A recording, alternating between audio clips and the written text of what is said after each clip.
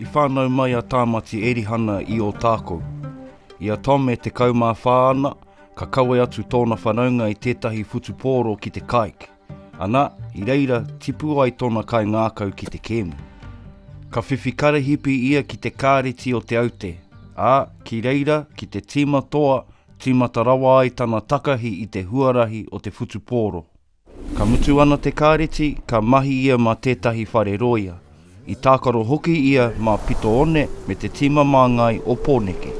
He mea whiri a Tom ki te haere ki piritana nui, tākaro ai me te tīma whutupōro take o Niu Tīreni. I nā te roa o te haere, ka pau te tekau maono wiki i te moana.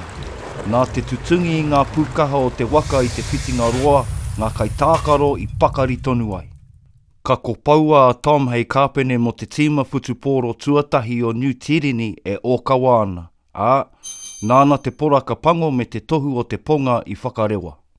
Mutu ana tana tākaro, ka huri a Tom ki te wawao, ki te whakaako, ki te tuhi hoki i tētahi puka āwhina mō te whutupōro.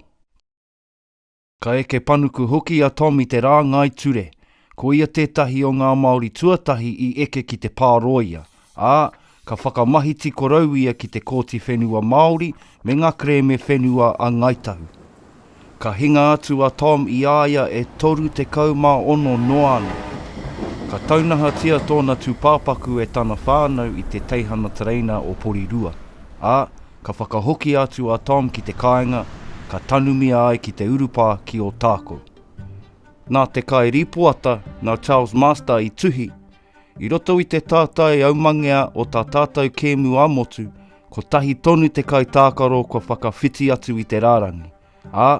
Kei te kāik te moenga roa, ki puke kura, ko Tāmati Erihana e tūranga tirana.